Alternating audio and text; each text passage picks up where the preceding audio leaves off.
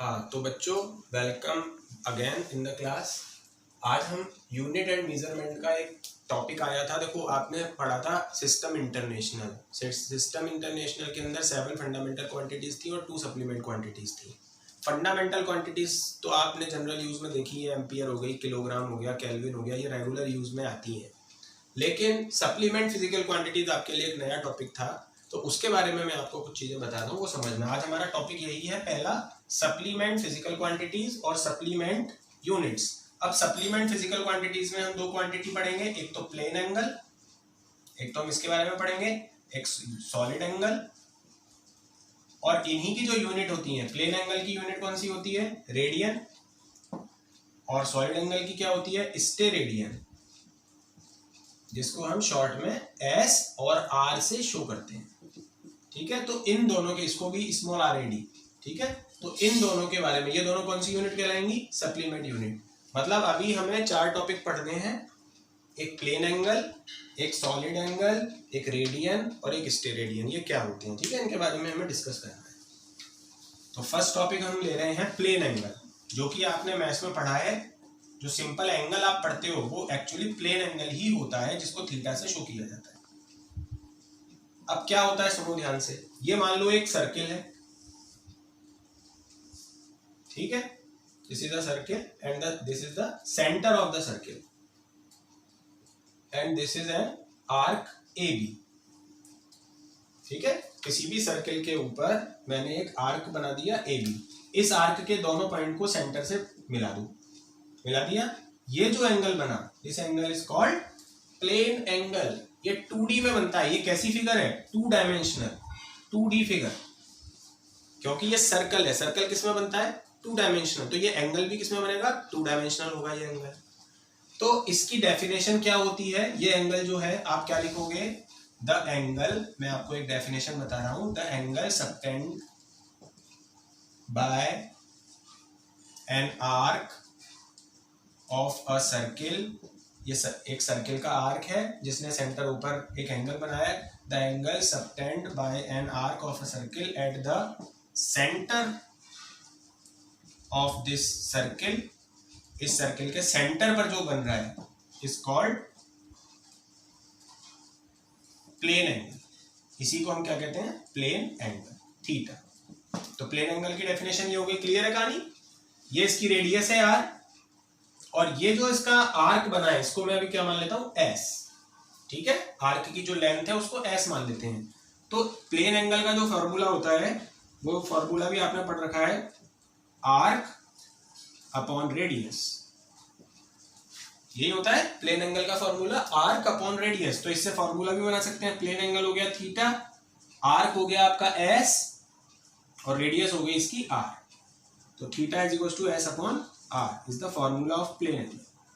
तो आपको डेफिनेशन समझ में आ गई, ये डेफिनेशन और ये इसका फॉर्मूला। तो दोनों चीजों को आपको समझना है अभी, तभी आप समझोगे ये क्या होता है। तो आप समझ गए प्लेन एंगल क्या होता है। एक सर्किल है, उस सर्किल का एक आर्क है, उस आर्क ने उसके सेंटर पर जो एंगल सबटेंड किया उसी को हम कहते हैं plane angle. Plane angle 2D structure होता है, ये 2 डायमेंशनल होता है, और इसका फॉर्मूला होता है arc upon radius.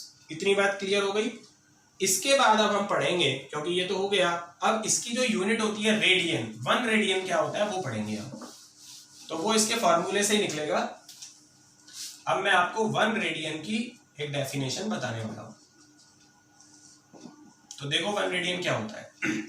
If S is equal to R, S is equal to R, S क्या है? आर्क, ये आर्क है, और आर क्या है? रेडियस। तो अगर मैं ये मानता हूं कि इसकी रेडियस और ये आर्क सेम लेंथ के हैं, अगर एस और आर इक्वल है तो ये कट हो जाएंगे और थीटा की वैल्यू 1 बचेगी, और 1 के साथ आप इसकी यूनिट बना दोगे रेडियन, यानी थीटा 1 रेडियन हो गया। If S is equal to R, यानी कि arc of the circle is equal to the radius of the circle, then we get theta is equal to 1 radian. ठीक है, then theta is equal to 1 radian. तो 1 radian की क्या definition होगी, अब मैं बता रहा हूं आपको। 1 रेडियन की ये डेफिनेशन होगी कि if the arc of a circle is equal to the radius of the circle, ठीक है, दोनों इक्वल है, then the angle subtended by the arc at the center of the circle will be 1 radian. This is the standard definition of 1 radian. तो ये होता है 1 radian. Clear है कहानी? S और R को इक्वल करना है. अगर S और R इक्वल है then theta is equal to 1 radian, और इसको लिखने में हम इस तरीके से लिख सकते हैं. तो दो बातें क्लियर हो गई, what is plane angle and what is 1 radian. अब हम बात करते हैं, हमारा जो सेकंड टॉपिक आएगा इसी में सप्लीमेंट क्वांटिटीज में, वो है सॉलिड एंगल. प्लेन एंगल थोड़ा आपके लिए इजी था और आपने इसको पहले समझा भी है, और सॉलिड एंगल तो मैं इससे भी इजी बताऊंगा आपको, बस अभी तक आपने इसके बारे में सुना नहीं है. अब ये जो मैंने सर्किल बनाया था, अच्छा ये जो साइन है ये ओमेगा है, ठीक है, तो इसको ओमेगा से शो किया जाता है. अब जो आपको यहाँ पे डिफरेंस समझना है वो समझो, ये अब सर्किल नहीं है, अब ये स्फीयर है. क्या है ये? स्फीयर. स्फीयर कैसी स्ट्रक्चर होती है, 2D या 3D? जो स्फीयर होता है वो कैसा होता है, सब तरफ से होता है, बाहर निकला हुआ, यानी 3 डायमेंशनल स्ट्रक्चर है वो, ये 3D स्ट्रक्चर है, 3D स्ट्रक्चर. अब क्या होगा कि जैसे फुटबॉल है, ठीक है, वो एक 3 डायमेंशनल स्ट्रक्चर है, उसमें छोटे छोटे पीस होते हैं जिनको सिल दिया जाता है आपस में. तो वो जो एक छोटा सा पीस है वो एक एरिया है. ये देखो वो छोटा सा पीस, अब यहां पर स्मॉल पार्ट हो गया एक एरिया, वहां पर स्मॉल पार्ट था आर्क जिसको हमने उसकी लेंथ से मेजर किया था. अब यहाँ पर स्मॉल पार्ट आर्क नहीं होगा, एक लेंथ नहीं होगी, सिंपल यहाँ पे पूरा एरिया होगा. आप इमेजिन करो एक पूरा स्फीयर हो फुटबॉल जैसा, और उस पर एक छोटा सा पार्ट जो सिल के फुटबॉल बनती है वो एक स्मॉल पार्ट है. तो वो स्मॉल पार्ट क्या है, उसकी लेंथ थोड़ी होती है, उसका क्या होता है, पूरा एरिया होता है. तो इसका एरिया मैं मान लेता हूं दोबारा S. यहां पर मैंने S एरिया को माना है, वहां पर मैंने लेंथ को S माना था, कोई दिक्कत नहीं है. आप चाहो तो कुछ और मान लो, A मान लो, कोई दिक्कत नहीं है, A मान सकते हो इसके एरिया को. अब क्या है, this is the centre of the sphere. अब आपका ये जो एरिया है जो इसकी सरफेस के ऊपर था, ये अब बनाएगा यहाँ पर जो एंगल, वो एक कॉनिकल शेप में होगा. कैसा होगा, कॉनिकल. ठीक है, कॉनिकल मतलब ऐसे आ रहा होगा, जैसे कोन आइसक्रीम खाई है आपने कोन वाली, उस आइसक्रीम की तरह हो गया अभी. तो ये 3D एंगल हो गया. तो ये जो एंगल अब सबटेन हुआ है, this angle is called solid angle. इसको क्या कहते हैं हम, सॉलिड एंगल. क्लियर है? मैं इसकी डेफिनेशन बता देता हूं आपको. The angle subtend by a small area of a sphere. अब यहां इस देखो क्या क्या चेंज हो गया, वहां पर आर्क था, यहां पर स्मॉल एरिया आ गया, वहां पे सर्कल था, यहां स्फीयर आ गया. Eight the centre of the sphere is called solid angle. इसी को बोलते हैं सॉलिड एंगल, जिसको हम ओमेगा से शो करते हैं. क्लियर? इसका जो फॉर्मूला है, तो इसकी डेफिनेशन हो गई. अब अगर हम इसके फॉर्मूले की बात करें तो इसका फॉर्मूला थोड़ा सा अलग आ जाएगा. वो समझो क्या होता है, ओमेगा होता है जो एरिया है वो अपॉन जो रेडियस है उसका स्क्वायर. यहाँ पे एरिया के साथ फिर रेडियस का स्क्वायर आता है, वहां लेंथ के साथ रेडियस आया था, यहाँ एरिया के साथ डिस्टेंस का, इसका रेडियस का स्क्वायर आ जाएगा. तो ये इसका फॉर्मूला, ये केवल इसका स्फीयर के लिए होता है फॉर्मूला, फॉर स्फीयर.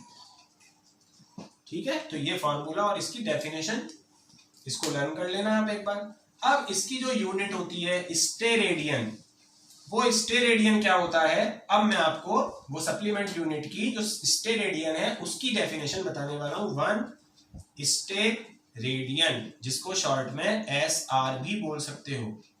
1 SR की डेफिनेशन. तो अब मैं इस फॉर्मूले से ओमेगा को 1 कैसे कर पाऊंगा. अब मैं कहूंगा if A is equal to R square. अब यहाँ पर मैं a और r स्क्वायर को इक्वल कर दूंगा। If a is equal to r square then both R cancel out. जब ये कैंसिल आउट हो जाएंगे then we get omega is equal to 1 and the unit of omega is steradian. Then we get omega is equals to 1 steradian. कब? When a is equals to r square. Then omega is equals to 1 steradian. तो अब आप 1 steradian की definition बना सकते हो। देखो, if the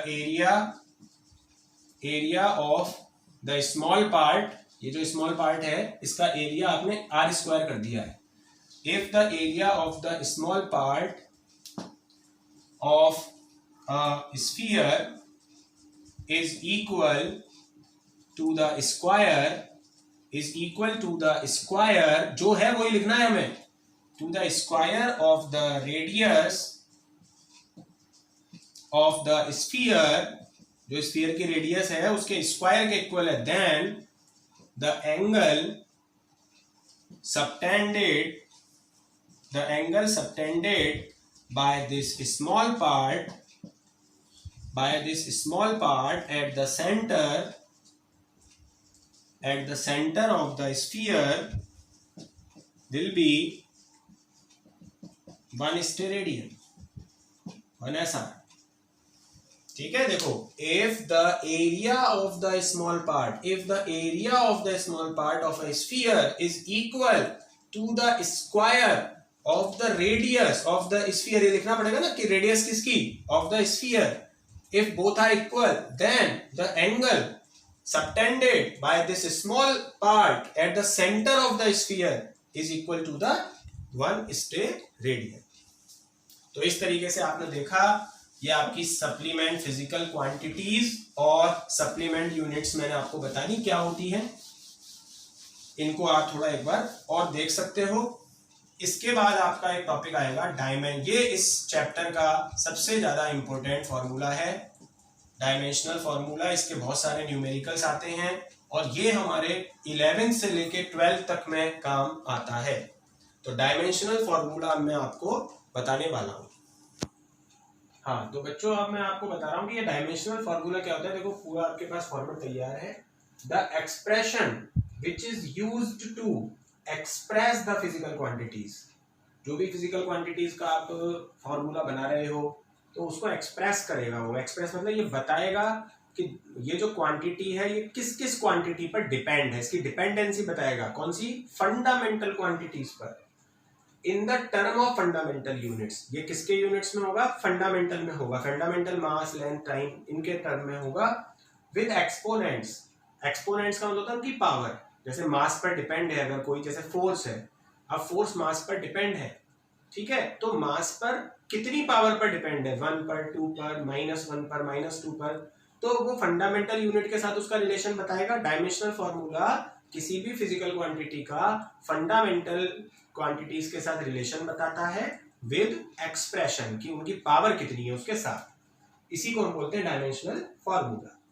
तो हमें डायमेंशनल फॉर्मूले बनाने होते हैं, हमें ये सीखना पड़ता है कि ये जो क्वांटिटी है ये फंडामेंटल क्वांटिटीज पर कैसे डिपेंड है। जैसे फोर्स है, अब फोर्स मास पर, लेंथ पर, टाइम पर ये डिपेंड है। तो कैसे डिपेंड है ये हमें वहां शो करना होगा, हमें समझना पड़ेगा इसको। कैसे हम बता सकते हैं कि मास पर कैसे डिपेंड है फोर्स, लेंथ पर कैसे डिपेंड है, टाइम पर कैसे डिपेंड है। तो उसके लिए हमें सबसे बेसिक बात ये समझनी है पहले कि फंडामेंटल क्वांटिटी जो हमारे यूज में अभी आ रही है, वैसे 7 होती हैं, पर जब हम डायमेंशनल फॉर्मूला बनाएंगे तो 5 हमारे यूज में आएंगी। मास आएगी, मास जो फंडामेंटल क्वांटिटी यूज आएगी, मास की ऐसा यूनिट क्या होती है? किलोग्राम। इसका सिंबल हम जो मास का कैपिटल एम है, जब हम डायमेंशनल, ये सिंबल किसके लिए है? डायमेंशनल फॉर्मूला बनाने के लिए। तो जब आप डायमेंशनल फॉर्मूला बनाओगे और अगर फॉर्मूले में जो सिंपल फॉर्मूला उसमें मास आ रहा है तो आप एम लिख दोगे डायमेंशनल फॉर्मूले में। मास का स्क्वायर आ रहा है तो आप m2 लिख दोगे। अगर कहीं पे लेंथ आ रहा है तो लेंथ की वैसे ऐसा यूनिट क्या होती है? मीटर। आप सिंबल में क्या लिख दोगे? l। डायमेंशनल फॉर्मूला बनाते समय लेंथ का l लगा दोगे। टाइम की ऐसा यूनिट क्या होती है? सेकंड। s लिखते हैं उसमें, स्मॉल s, और टाइम का t लगा दोगे, कैपिटल T, तो डायमेंशनल फॉर्मूला बन जाएगा। टेम्परेचर में यूनिट भी इसकी केल्विन होती है और सिंबल में k लिखा जाता है। इलेक्ट्रिक करंट की यूनिट एम्पियर होती है, उसमें भी ए आता है और सिंबल में भी ए आता है। तो ये 5 है। ल्यूमिनस इंटेंसिटी आपके यूज की नहीं है, अमाउंट ऑफ सब्सटेंस भी आपके यूज डायमेंशनल फॉर्मूले में नहीं आएगा।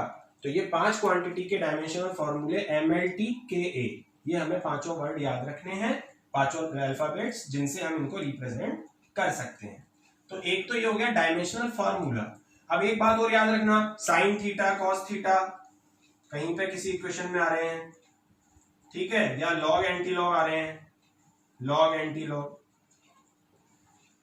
या फिर कोई नंबर आ रहा है 2 4 6 2 4 8 10 कुछ भी, या फिर मान लो पाई आ रहा है, ठीक है। तो ये कुछ ऐसे हैं जिनका कोई डायमेंशनल फॉर्मूला नहीं होता, इनको डायमेंशनल फॉर्मूला लिखते समय हटा दिया जाता है ऐसे का ऐसा। किसी भी फॉर्मूले में 6 आ रहा है सपोज करो, मान लो फॉर्मूला है 6 इंटू मास इंटू रेडियस, ऐसे है किसी भी एक एक्स क्वांटिटी का फॉर्मूला, तो इस 6 का डायमेंशनल फॉर्मूला नहीं होगा, मास का होगा m और रेडियस का होगा l, ठीक है। तो दो फॉर्मूले में बस एक m मिलेगा और एक l मिलेगा और बाकी t0 मिलेगा, टाइम है नहीं इसमें। तो डायमेंशनल फॉर्मूला बनाते समय ऐसी कोई भी डिजिट आती है, कोई भी नंबर आता है, पाई भी एक नंबर होता है, तो उसका कोई डायमेंशनल फॉर्मूला नहीं है, उसको हटा दिया जाता है। जब हम डायमेंशनल फॉर्मूले को लिखते हैं तो वो नंबर वहां से हटा दिया जाता है। तो ये बात आप याद रखना, एक तो बहुत इंपॉर्टेंट बात है, ऐसा मत कर देना कि इसके आगे 6 लगा दो। डायमेंशनल फॉर्मूले में कभी भी 6 3 4 5 पाई वगैरह ये कुछ नहीं आता, ये हटा दिया जाता है। एक बात और समझ लो कि डायमेंशनल इक्वेशन क्या होती है। डायमेंशनल इक्वेशन ये समझ लो, डायमेंशनल फॉर्मूला तो पढ़ ही लिया आपने। जैसे मैं आपको एक बात बता रहा हूं, फोर्स, फोर्स का डायमेंशनल फॉर्मूला ये होता है MLT-2, ये है डायमेंशनल फॉर्मूला। ये क्या है? Dimensional formula. और ये क्या है? Physical quantity.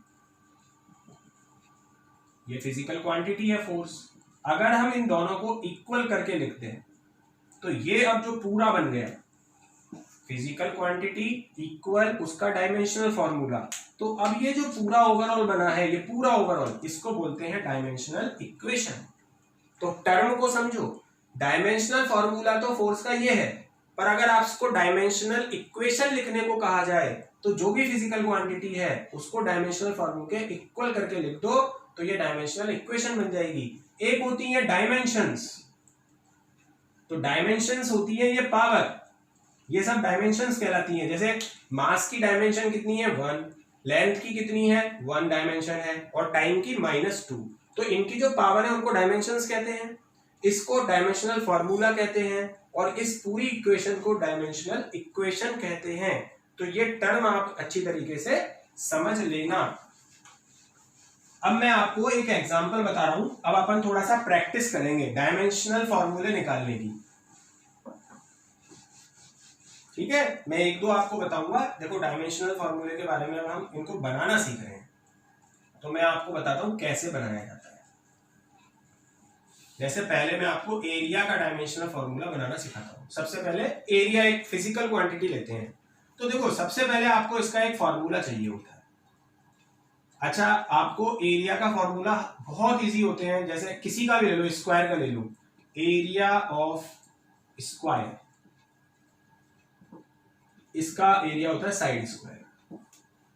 Area of square क्या होता है? Side square.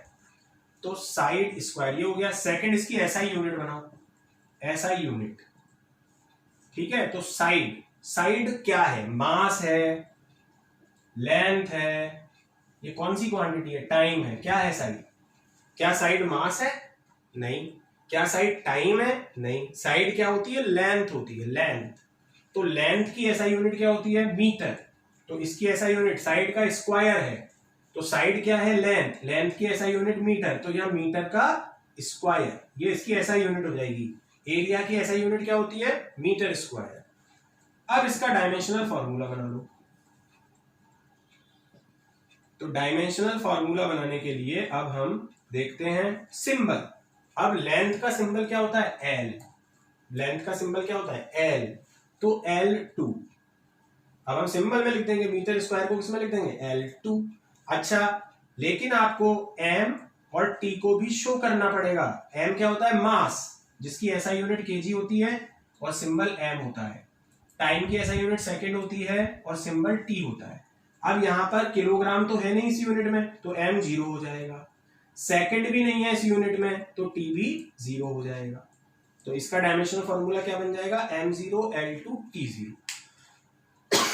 सॉरी, एक बार मैं आपको वापस बता रहा हूं, किसी भी फिजिकल क्वांटिटी के डायमेंशनल फॉर्मूला डायरेक्ट मत पहुंच जाओ, ये स्टेप फॉलो करो। पहले उसका फॉर्मूला लिखो। क्या लिखो, फॉर्मूला। ये आपको याद भी करना पड़ सकता है और हो सकता है पहले से याद हो। हमें लर्न केवल इसको करना होता है, फॉर्मूले, बाकी को हमें बनाना सीखना पड़ता है।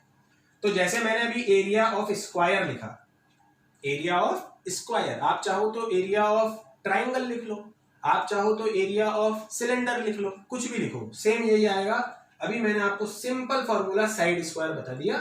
अब साइड क्या होती है, फंडामेंटल क्वांटिटी देखो, ये साइड इनमें से कौन सी है, आप अपने आप समझ जाओगे। साइड इज अ लेंथ, तो लेंथ की SI यूनिट मीटर होती है, इसका सिंबल L होता है। ये धीरे धीरे आपको प्रैक्टिस से सब पता चल जाएगा।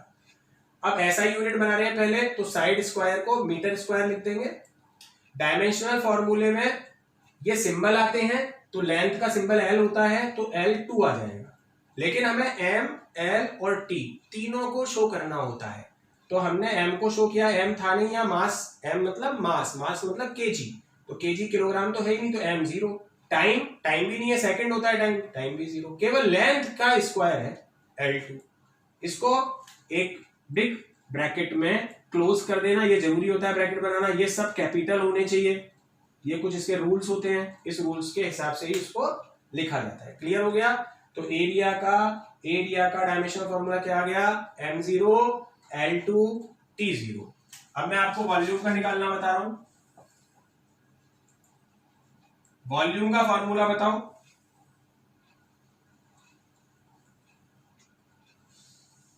बताओ क्या होता है वॉल्यूम, कोई भी आपको याद हो तो। Volume of a cube, volume of a cube, ठीक है। Side cube,